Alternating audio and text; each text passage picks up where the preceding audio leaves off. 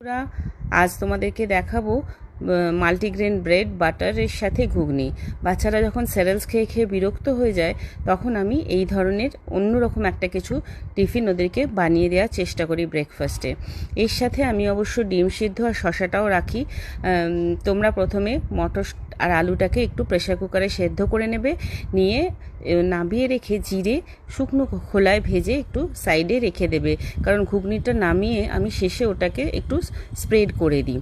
প্রথমে মটর আর আলুটাকে ভালো করে সেদ্ধ করে নেবে, সেদ্ধ হয়ে গেলে একটু পনিরটাকেও কেটে রেখে দেবে সাইডে।